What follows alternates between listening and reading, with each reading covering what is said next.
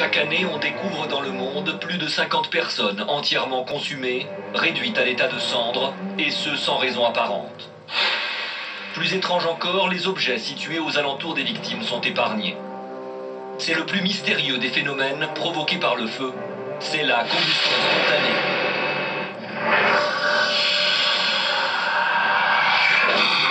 Uruf, petit village lorrain proche de Nancy. Dans la nuit du 11 au 12 mai 1977, les pompiers découvrent un spectacle d'épouvante. Le corps d'une sexagénaire est retrouvé à son domicile, carbonisé, gisant sur le plancher. Une enquête est ouverte et le capitaine Lorrain est chargé de l'expertise. Je l'ai vu ça. Seules les deux jambes et le bras droit subsistaient, alors que le reste du corps était pratiquement réduit en cendres. Il n'y a même pas de brûlure sur les membres inférieurs.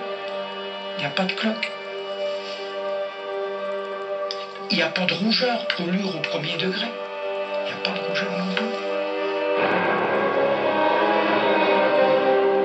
Mais ce qui inquiète le plus les enquêteurs, c'est que certaines parties du corps sont restées totalement intactes. Lorsqu'on est arrivé sur les lieux, on a constaté la présence d'un corps partiellement détruit par le feu, non pas carbonisé, mais calciné. Un crime, un suicide, ces thèses sont très vite écartées à défaut d'éléments matériels pouvant les étayer. Les enquêteurs cherchent alors à connaître les causes du sinistre. Une étincelle, une compression brusque, un frottement, l'apport d'une flamme, là, il n'y a rien. Quelle est l'énergie de démarrage d'un feu sur une personne? Impossible donc de trouver les origines du feu. Certaines parties du corps sont retrouvées réduites en cendres. Selon les médecins légistes, même à des températures de plus de 2500 degrés, on ne peut arriver à ce lugubre résultat.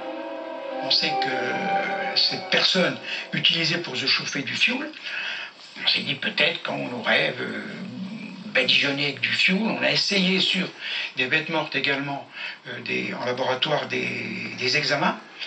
Les expériences avec du fioul, jamais on n'a obtenu de calcination, jamais de cendre. Le problème est là. Encore plus troublant, les meubles et objets situés à proximité de la victime sont intacts.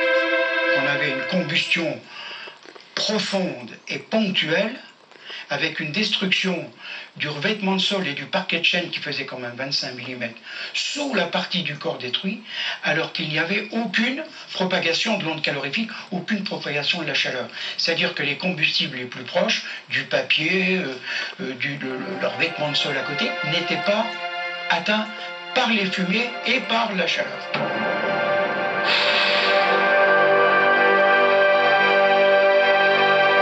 Chose aussi paradoxale, c'est que la dame portait des collants. Et on a retrouvé la partie des collants sur les jambes non affectées par le feu. Il n'y a pas eu de propagation du sinistre. Voilà. Le terme, il est net. Il n'y a pas de propagation du sinistre. Alors, accident, assassinat ou combustion spontanée? Les enquêteurs restent perplexes. Aucune explication satisfaisante n'a pu être trouvée à partir de ces éléments pour le moins troublants. Le rapport d'expertise conclut par ces mots, à moins qu'il ne s'agisse d'un phénomène extraordinaire. Nous avons évidemment conclu à une destruction d'un corps par une combustion extraordinaire, inexpliquée, mais pas naturelle.